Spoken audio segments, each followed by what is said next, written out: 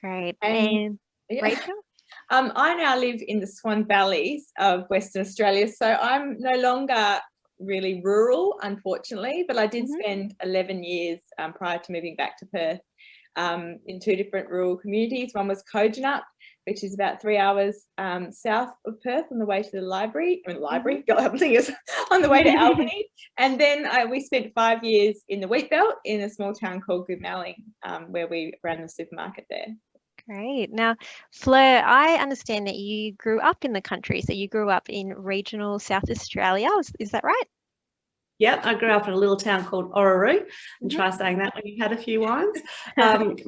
Yeah, so I grew up there, but I only lived there until I was 12, and then I went to boarding school in Adelaide, and then worked on farms ever since. Can you tell us a bit more about your childhood?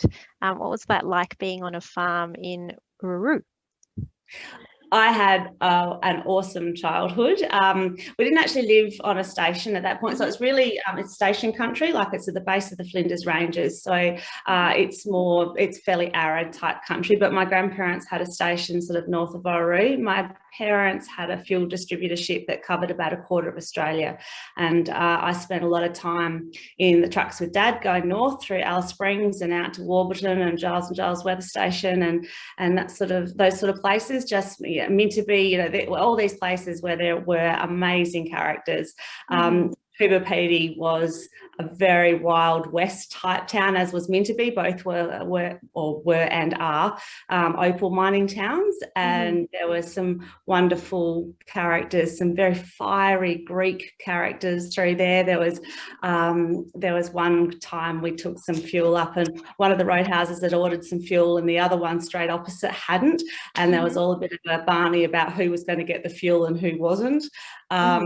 So, we had a great childhood, and if I wasn't in the truck with Dad, I was sort of up on the station with Nana and Papa, mustering sheep on horseback and riding motorbikes and, that type of thing. So, and in amongst all of that, I fitted in swimming and running and, all the sports that we did as kids. And I was quite a strong swimmer. We used to train 4 nights a week and compete on the 5th night. So yeah, it was a fairly jam-packed time. Yeah, it sounds like you had quite a really interesting childhood, really active, being on the road a lot with your dad. That sounds so interesting, and I imagine would have given you some great seeds for future stories. Where did writing come into that for you? Were you, as a child, were you interested in writing and kind of telling some of the stories that you could see around you? Yeah, I read huge amounts as a kid, and that was probably where I was more interested in to begin with. I don't remember, but my nana used to tell the story that I came home from my first day at kindy, really annoyed with the world that nobody had taught me to read. So I was still reliant on people to read me stories.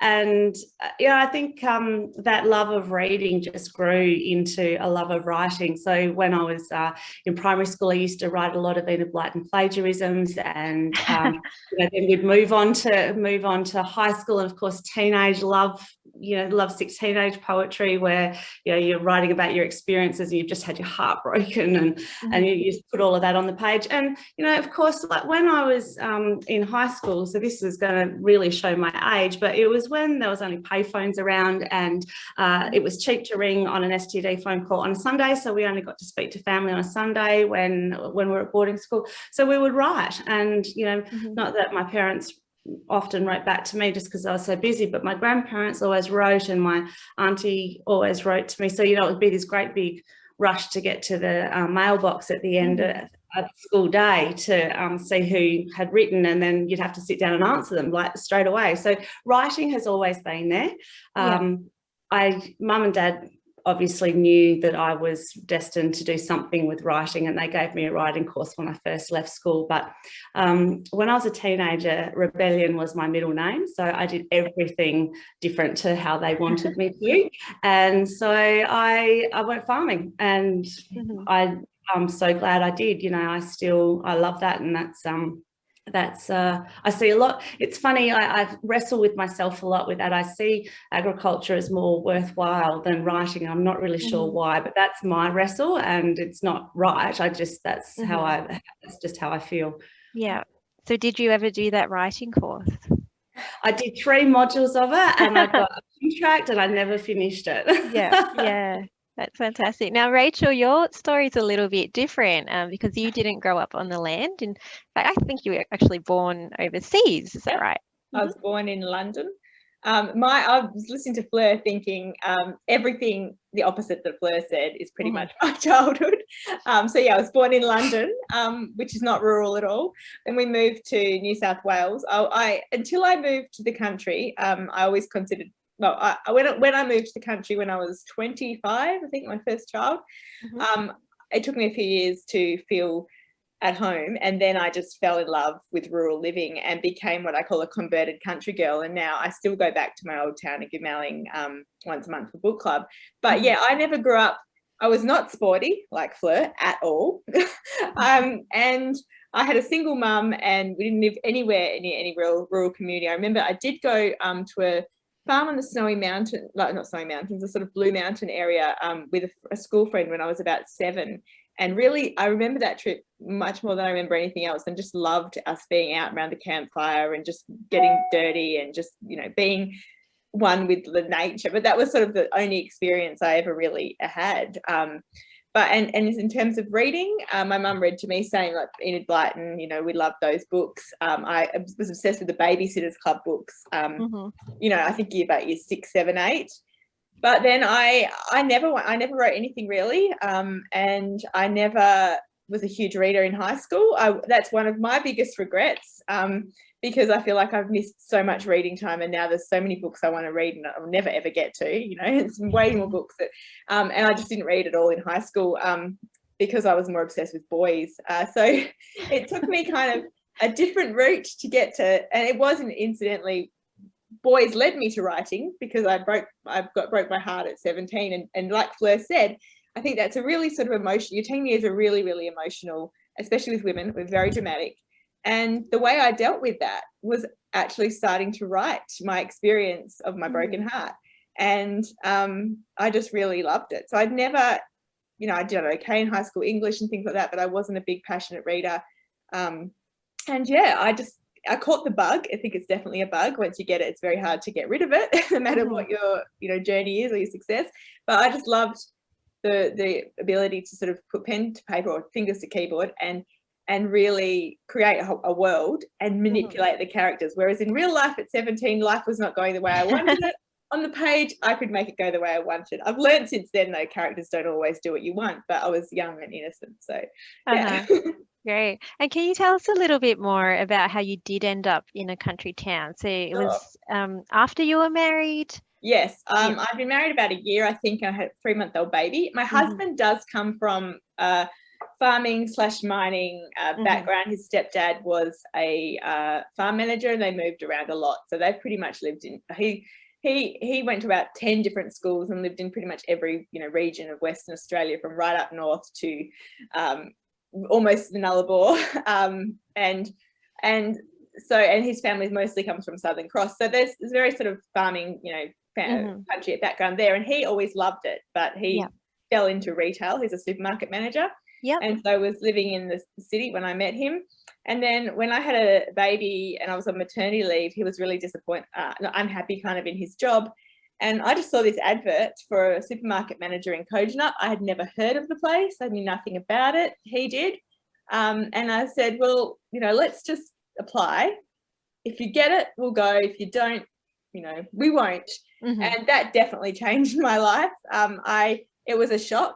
I won't, you know, deny it. And I think that's one of the things that often is explored in rural fiction books. It is a shock sometimes coming into a community when you haven't lived in a small community before. Everyone knows everyone about it, and you know, you feel very much an outsider.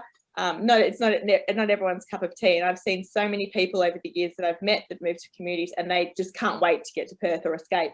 But then there's the other ones like me who, yes, it took me a while, but then I really felt that it just was a wonderful place to be, and I felt part of the community that you just in a way you don't really ever get living in a city, I feel. So yeah, that was my so Kojonup, we were there 6 years. Luckily I spent a lot of time, like Fleur said that she, you know, feels that agriculture is more important, and I totally understand where you're coming from, because sometimes, you know, as a writer you kind of go, well, what do? I just make up stories, I tell lies for a living, and you know, it's hard. But then you get feedback from someone who has changed your life, kind of thing, that they've really been affected by one of your books. But that was often a tangent. What I was going to say is I felt like a fraud when I first started writing rural fiction, because I am not a farmer. I wasn't even a farmer's wife. So I know, you know, very little about the agricultural side. But luckily I was at playgroup with my kids with lots of farmers and farmers' wives, and they gave me lots of information. They read early drafts and things like that. Actually, Fleur read an early draft of my very first book, or the first 3 chapters. But yeah, like, so I really focus more, I guess, on the community than actually the technical side of farming. Yeah. Well, let's talk a bit about rural writing, which is a really, really popular genre in our library. It's one of our most borrowed categories amongst our readers. Really, really popular. It's kind of come out in the last, say, decade or so, and I think you can both be described as part of the first wave of Australian female rural writers. So I'm just kind of interested in how you settled into that genre. Was it just a matter of writing from your lived experience at the time, or did you see that there was a potential market for these kinds of stories?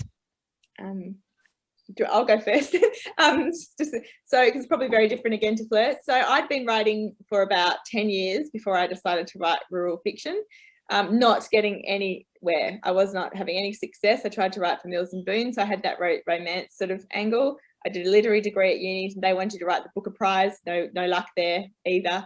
But like, yeah, you said, we were some of the earlier people who got into the rural genre. I think, you know, Rachael Treasure was, I mean, there's been books about rural Australia for years before then, but Rachael Treasure sort of, Jillaroo kind of really, I think, showed Australian fiction publishers that, hey, Australians are interested in reading this type of stories that are set in rural communities, some that have a romantic angle, whereas before they kind of were not really that interested, you know, only a very few.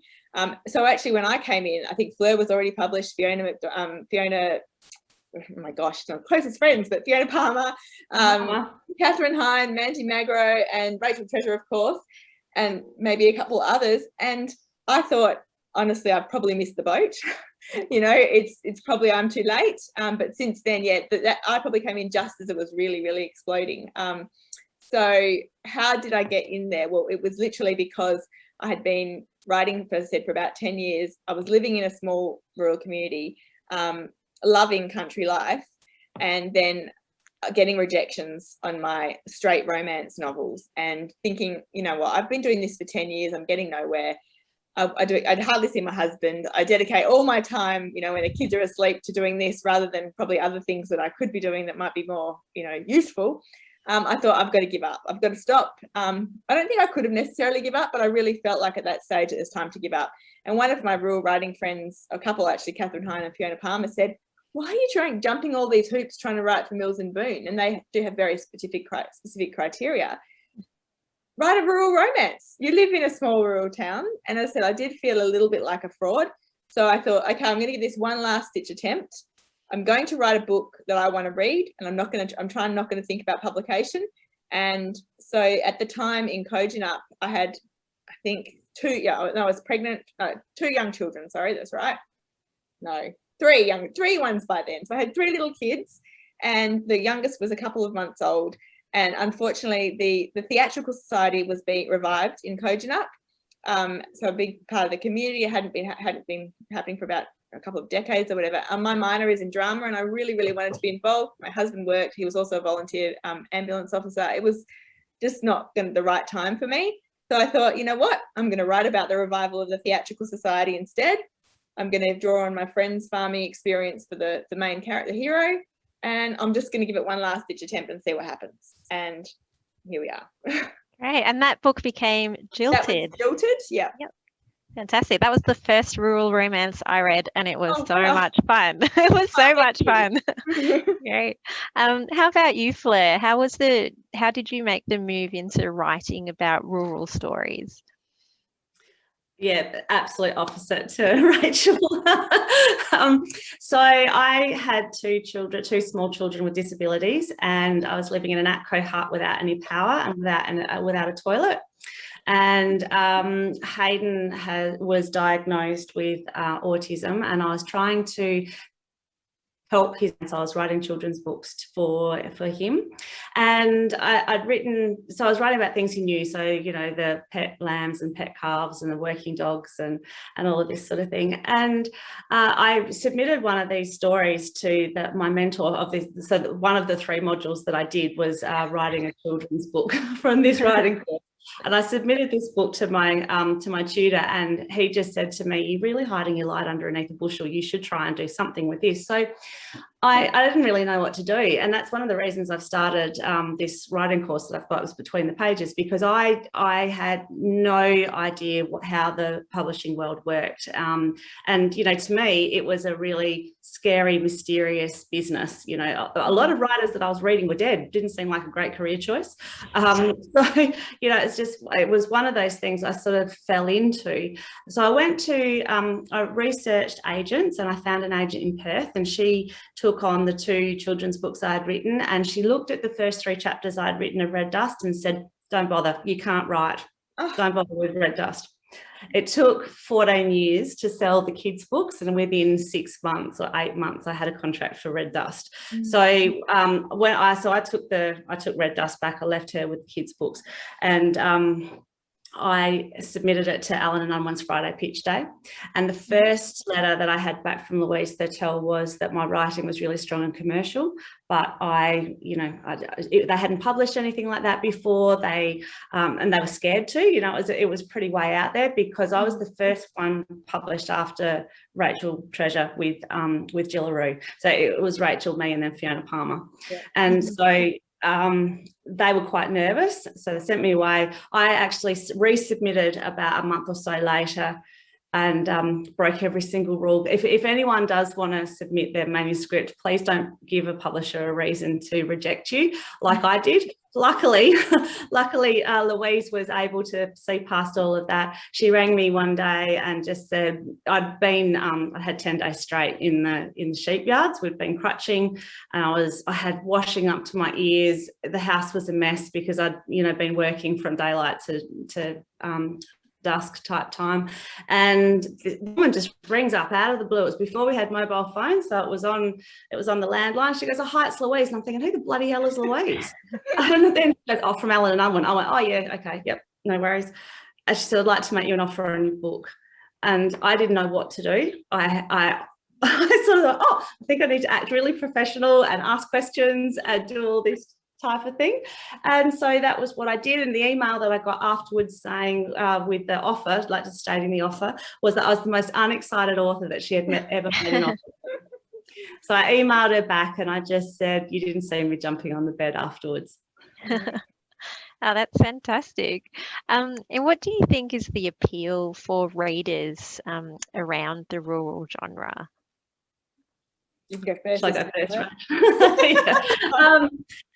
Yeah, look, that's one of those tricky questions that I actually have no idea how to answer, because I know from my readers that they are across the board. You know, they're rural women, they're rural men, they're people that live in the city and in, you know, regional areas. So it's across the board type audience that I have. And whether it's still a sling off from McLeod's Daughters and that love of country and not living it and not understanding it, but really wanting to know about it, or what, I'm not 100% sure. I just know I'm very grateful, because I wouldn't have a job otherwise.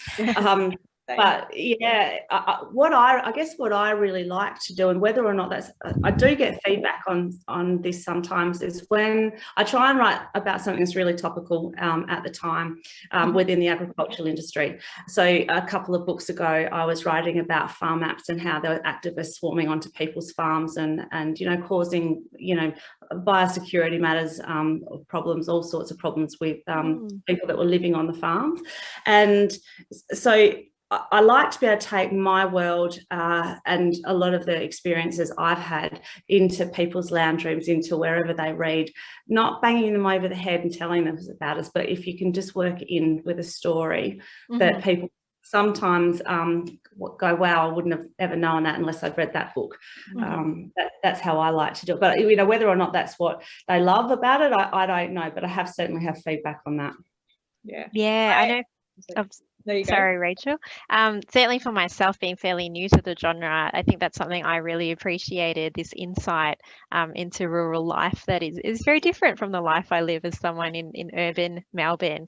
And we'll talk about more about that in a second. Rachel, what do you think the appeal is for readers of rural romances?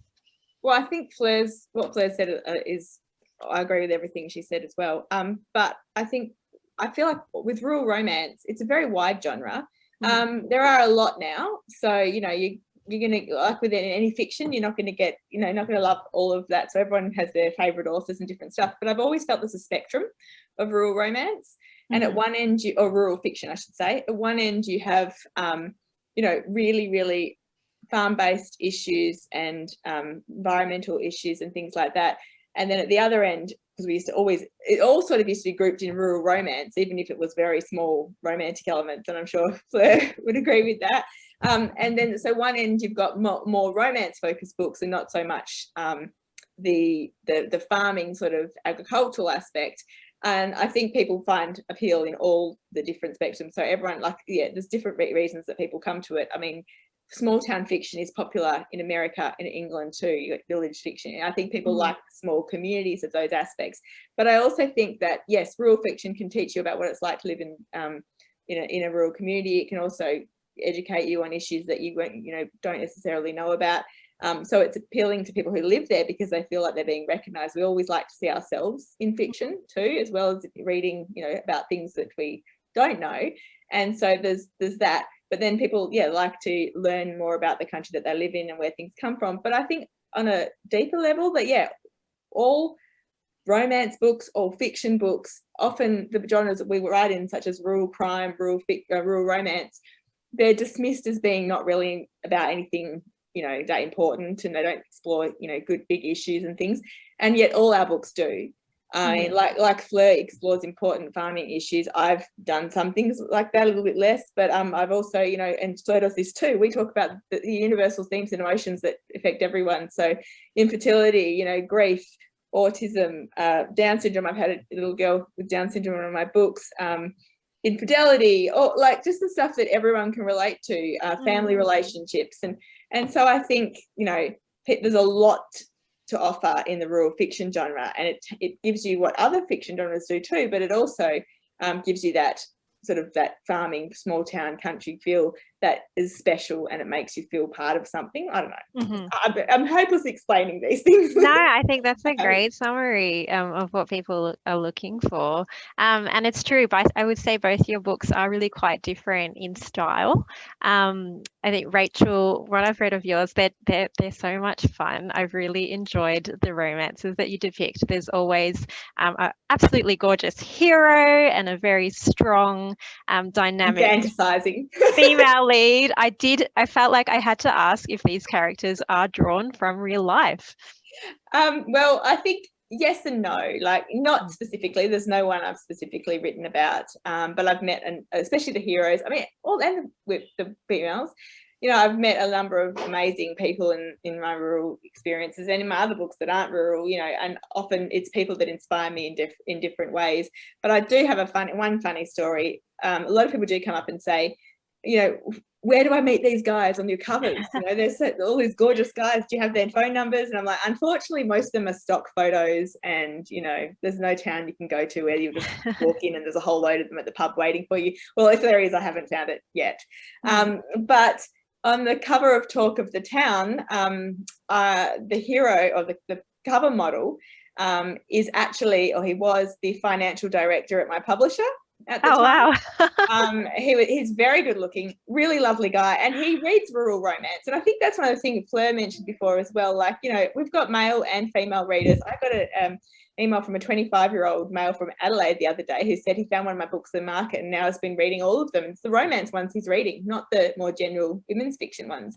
But yeah, so Rob was on the cover of this book, and you can actually Google and see, you know, hear him talk about the experience of being a cover model. But how it happened is that one day I went to visit my publisher in Sydney, and it was their casual Friday day, and he was wearing, you know, jeans and a flannelette kind of checked shirt. And I just was, the first time I met him, and I said to someone, oh, he would make a really, really good cover model for a rural romance. And that was about 5 years before it actually came to fruition, because I think he really, really wanted to do it. He's a bit of a flamboyant kind of character. And everyone was like, no, that'll just go to his head too much. But eventually, it's actually really hard to find cover images, especially guys, when you have men on the cover, because, you know, what you think's attractive may not be what I think's attractive, and it doesn't necessarily match the feel of the book. And so I think they sort of ran out of the stock photos that were appealing, and they said, okay, let's give Rob a go. So I do know one of the guys from the covers. That is very, very funny. Well, it might be a great time now to perhaps hear from you with one of your books, Rachael. And just a reminder to all of our participants that if you would like to ask a question, you can pop it into the chat function. And if you're using a screen reader, you can access that using Alt-H. So Rachael, I think you're going to read to us from Mandrout. Mandrout, yeah. Is available in the Vision Australia Library. Thank you. This is my second rural romance. It's the only one that's actually not part of a series. So it starts, the heroine and her two friends are in a pub in a very, very rural community, sort of near Southern Cross, Kalgoorlie area. In the last few hours, the pub had all but filled with men as they'd knocked off work. That's the pub I was talking about now. From their outfits, Imogen guessed that most of them worked on local farms, loud, happy men, muscular and sweaty from hard manual labour. So different to the crew that came into the Subiaco wine bar where she currently worked. Most of them wore shirts and ties even on the weekends, and thought lifting a flat pack from IKEA constituted hard manual labour. 10 o'clock at the bar, Jenna continued. I've had my eyes on him since he walked in the door. They all turned to follow Jenna's directions. Oh, Mary, Mother of Jesus, Amy smiled and fanned her face. I may be happily married, but I can appreciate good eye candy, and that there is quality candy. Yep, Imogen couldn't deny she'd noticed that man too. A tiny, unwanted bubble of lust had erupted low in her belly when she'd first laid eyes on him, but that hadn't been tonight. He'd been in the pub when she'd first come to see it with the real estate agent. The man in question leaned sideways against the bar now. He was tall, with licorice dark hair and a 2-day growth along his jawline. He wore faded jeans and a flannelette shirt rolled up at the elbows. She didn't know how he could bear it in the heat, but on him, flannelette looked incredibly sexy. He wasn't in a group like most of the others. Rather, he nursed a lone schooner of beer and talked to Charlie whenever he wasn't busy.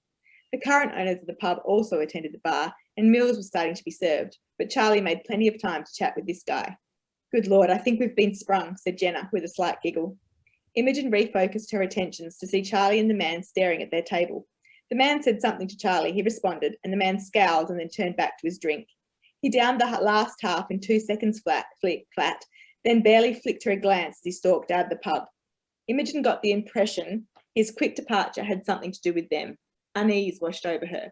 Although she didn't care what one particular man thought of her, the only man whose opinion ever mattered was dead.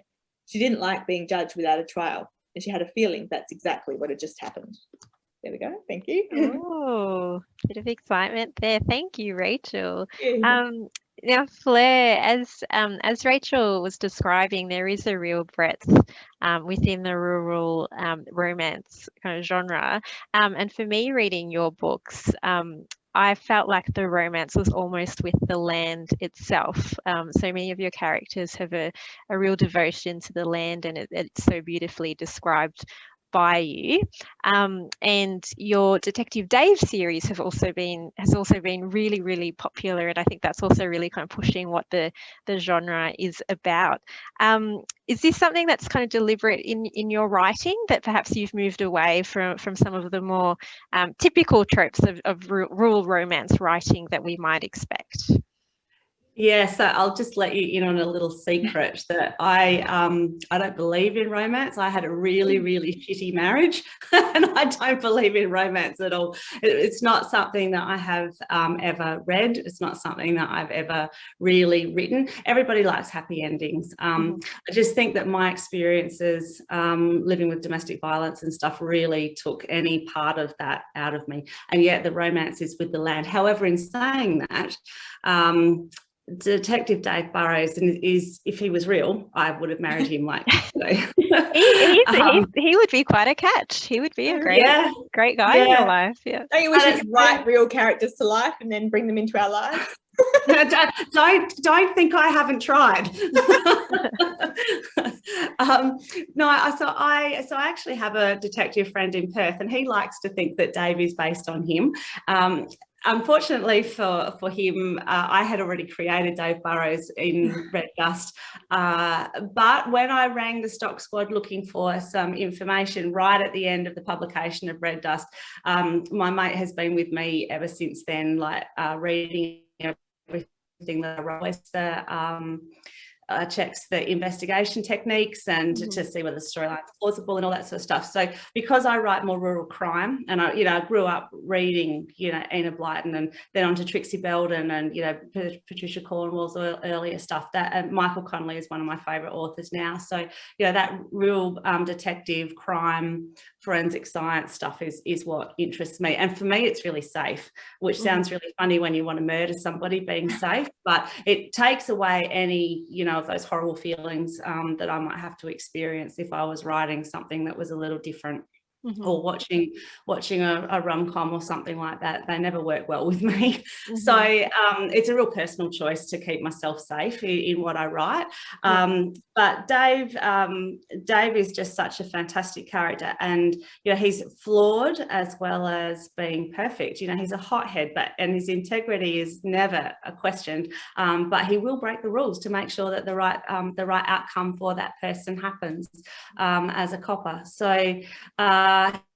He's certainly a main star. I think I would actually, with the amount of emails I get about Dave, I think I might get lynched if I didn't put him in. Yeah, and today's a special day for you, Fleur, because you are releasing your next Detective Dave book, which is called Something to Hide, and you will have something to read for us now from Something to Hide. So I can't go too far into this book because not too many people would have read it, and I might be giving you spoilers. So we're sort of starting, for whoever has read Red Dirt Country, even though this is a standalone book, Red Dirt Country was left with a really, really huge cliffhanger. And I'm not going to tell you what it is in case you haven't read it, but this picks up basically as soon as that cliffhanger has finished. And Dave has been chasing a criminal, a cattle thief from Queensland called Bulldust, and his brother Scotty, and they've shot through. They've been in the wind, and they haven't been able to find them for over 12 months. So this is chapter 3. Bulldust changed down a gear as he entered Laverton and slowed to the required 60 kilometres an hour. The place was caked in red dirt, and the buildings ached with tiredness and the heat of a goldfields mining town, despite the trees planted along most of the streets. He took his foot off the accelerator as he approached the Desert Inn Hotel. Maybe he should pick up a carton for the rest of the drive.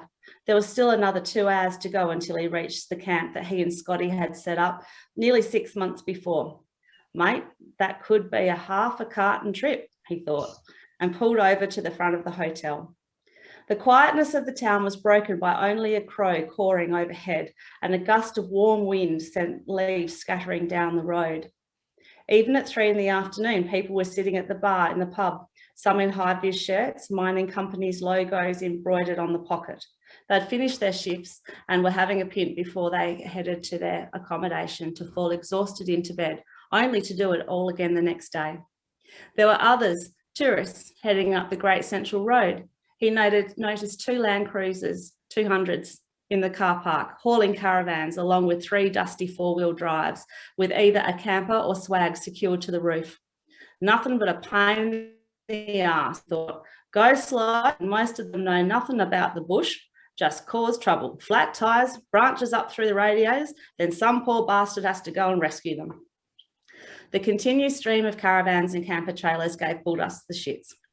The one thing he'd learned since they'd been out there, even though the area was isolated, that there was always people coming and going and doing what he was doing. He didn't want to see anyone. Ah, great. What a great character. Fantastic. So, in both of your writing, it is, you often do have very, very strong female leads. So I want to talk about that. Is that something about the character of women who live on the land or in regional towns? Is that something that you do try to honour in your books? You look like you know what to say, Fleur. Yeah, look, I do. I really feel that, you know, everyone has often said to me when I look back on my life about how amazing I am, and I really hate that. I haven't done anything different to any other farmer's wife or woman that's a farmer that works on land, and that's where I want to show that the women that are around here, we just get on and do what we have to do because there is nobody else to do it. At the end of the day, that is what happens. So, you know, the fact that I lived in a hut without electricity and without a toilet for 7 years, that was a step towards a goal, a step towards a dream. And just because I did it in a different generation, all the women before me, so the women that were sort of, you know, what would be our mother-in-laws now, they've already done that. They've lived in a shed, they've killed snakes in the house and you know, been out shoulder to shoulder with their men, picking stumps and putting crops in and all that type of thing. So for me, it's to honour every single woman that has ever worked on a farm, who's ever fronted up and perhaps been given a hard time by a bloke or not, you know, because I know there's this massive movement around, you know, sexual harassment and in the workplace at the moment, but, you know, not everybody experiences that. And I just, yeah, there are so many amazing women out there that don't even know that they're amazing. And I think as rural women, we don't even recognise some of the things that people have achieved just because of that's what we do and that's who we are. Yes. Similar things. I mean, I've met so many amazing rural women, and but it's not a conscious decision to me necessarily to write a certain type of character. But when you ask that question, I think, well, I write the type of characters I want to read about, and I don't want to read about a woman who isn't strong, capable, and independent. I mean, not to say they haven't been through terrible things or had to deal with obstacles and stuff, but I want to read someone who faces those things, you know, the best possible way with the best outlook that they can, and works hard to kind of be, you know, so I write about people who I think I see in my everyday life, the people that I meet, who I, not just on farms, but, you know, just the women that I know and respect. They're all strong women, and that is what I want to write about. And I feel like those women are great to put in any type of fiction, but in rural settings, you know, you can play, if they've been there forever, then it really shows some of the relationships they have with maybe men or farmers or the family that's been going back. But if they're new to the town, you know, it can be really, as I experienced, a big challenge. And so facing those things shows strength of character, whichever way you do it. So yeah, I think I just write about the women that I want to read, and they're like the women I know and respect. I mean, most women I know are exactly like Fleur said, you know, they get on and do it without necessarily expecting to be praised or realizing that they're doing amazing things. So yeah, I don't want to read about a woman who isn't, you know, capable and strong, independent, and trying, you know, to live her life her own way. Yeah. And I think those characters also are the people that we would like to be our friends,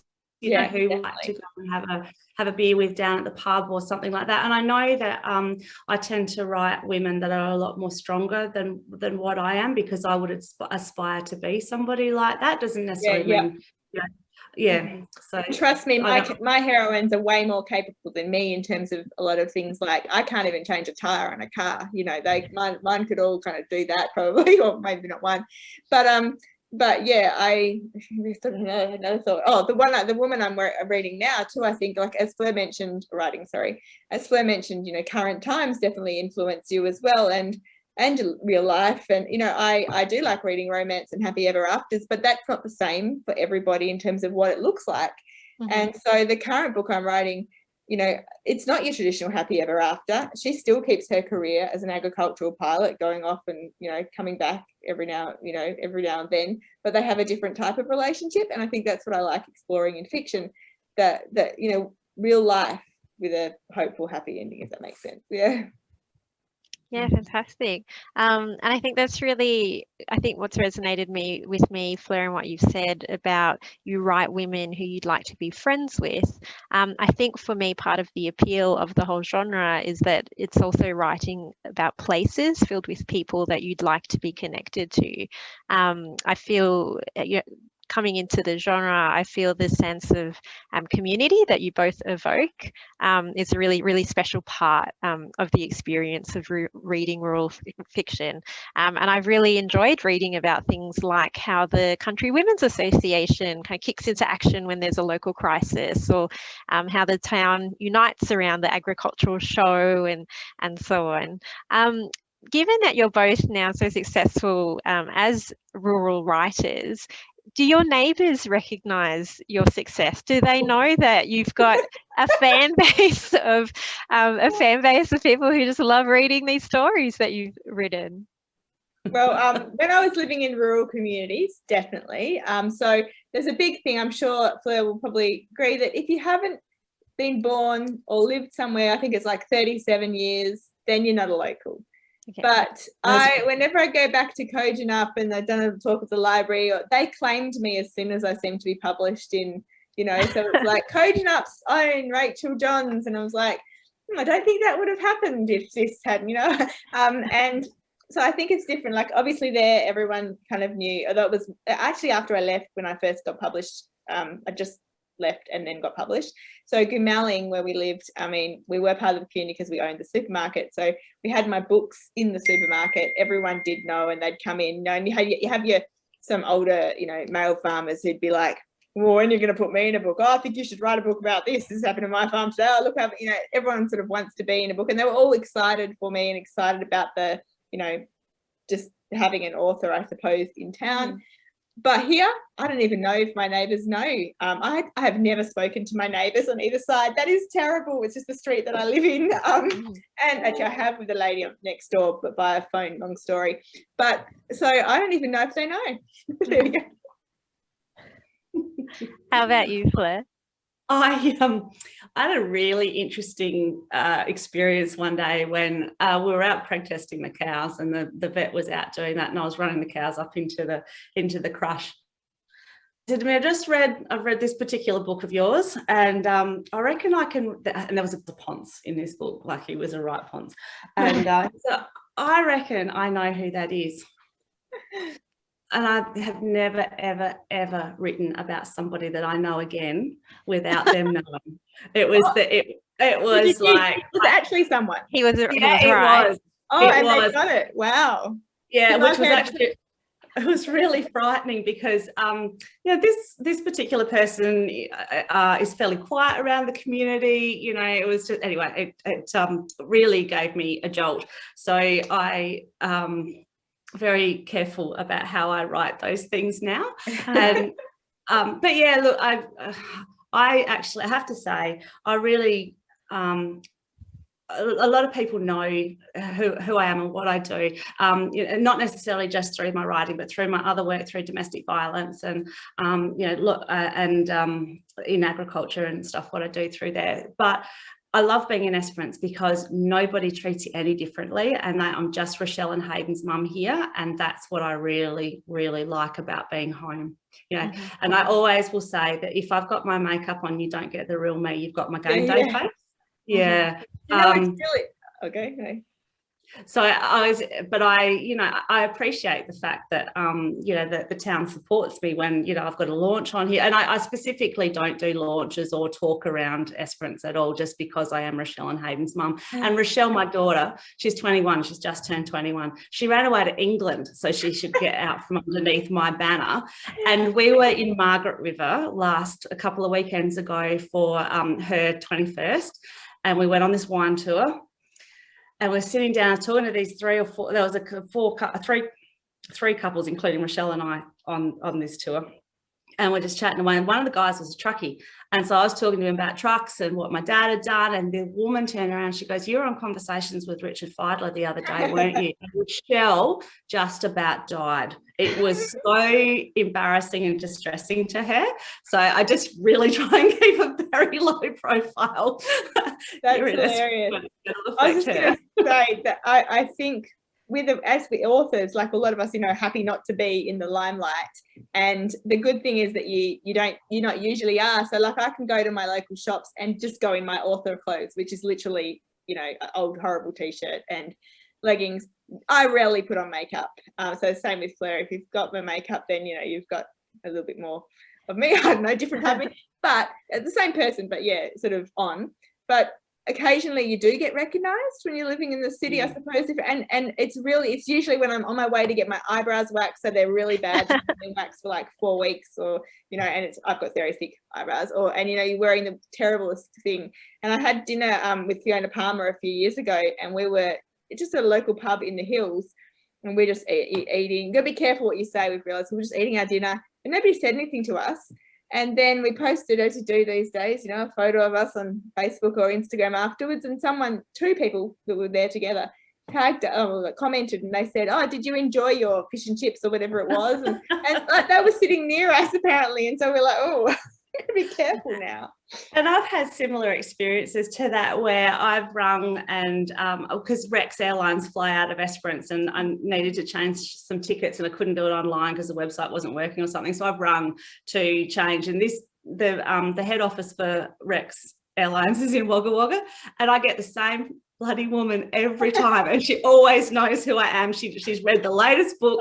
And it's so nice, it is really, really lovely. But it takes me back every time, because I just get around thinking, little Fleur doing whatever we do type thing. But it does take you back. But talking about the stories that come through the agriculture, and going back to my original statement, which I probably need to clarify about writing and agriculture, like how important it is either way to me. Both of them are really important to me.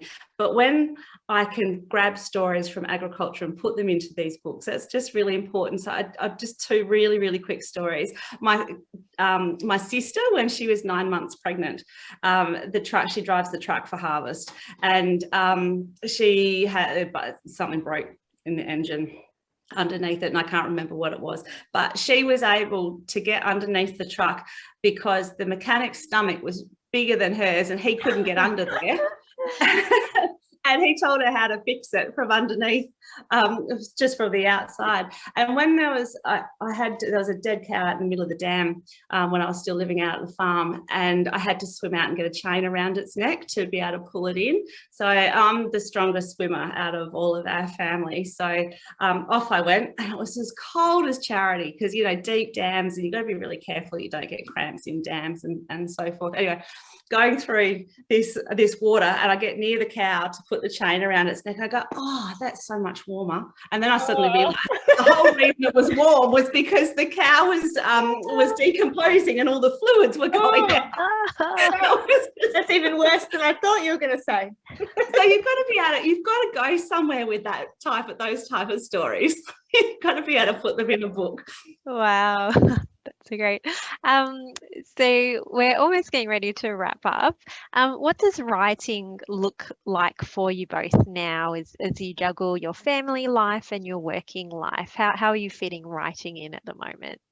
Well, I'm lucky. I'll go first because I have less on my plate than Fleur, I think. So I'm lucky in that, when I very first started to write, I didn't have any kids, wasn't married. So I was always writing, through having young children and then having a business of our own while I had young children.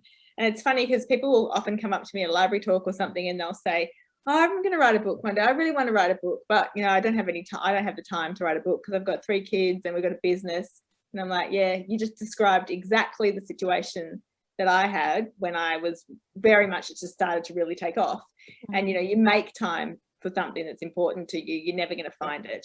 But I'm lucky now that this is a situation that I know not all authors have, that it is my full-time job. I can afford to do it for a full-time job. So basically I write and do business writing related stuff like this, and you know, Facebook and all that during school hours. And, you know, I occasionally will, if I'm on deadline or doing edits or something that I really need to spend a bit more time, I work on the weekends as well. I do other things like social media and stuff. So it's kind of like you never switch off completely. You're always in the head of the story, whether I'm making dinner or going for a run or whatever. So, you know, you're kind of always in it. But yeah, it's, to me, whenever I ask that question, how do you fit in? Well, it's the same as any woman or man with a full-time job and a family. You know, it's exactly the same. You know, no matter what you do, you've got to kind of find the time to do it. And yeah, it's my full-time job, so I treat it like a job, like you would if you were a teacher or you were, you know, anything basically. I am a single mum pretty much at the moment because my husband lives in Newman and works, he's the store manager of Woolies up there, and so 2 years that is a little bit more full on, you know, you've got just the emotional sort of load as well.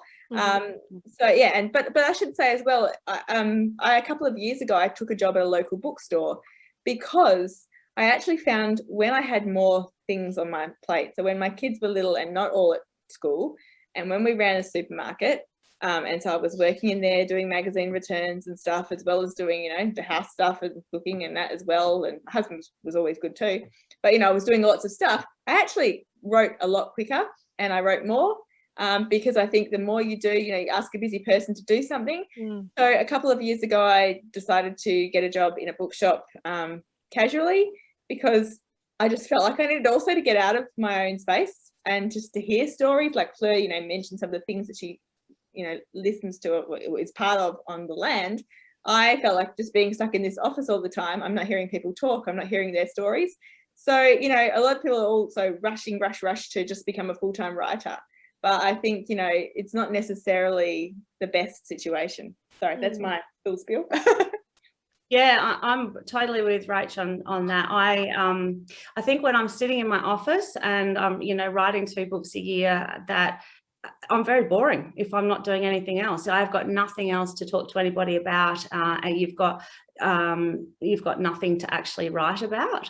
Rach, you must be a lot more dedicated or run your life a lot more organised than what I do, because I'm the world's worst procrastinator in the world. I procrastinate, but I've got all day to procrastinate now. That's the problem. I get to about 3 months out of a deadline and go, holy crap, I've got to finish a book. So, and I do go and do a lot of other things for that exact reason, that I just can't sit here in this office and just be me and the dog and the kids. So when I was farming, you know, I had so many stories to pull on, but now I'm the secretary for the Agricultural Society here in Esperance, which runs the 2-day show. So I work every Wednesday morning, and I created DV Assist, which is like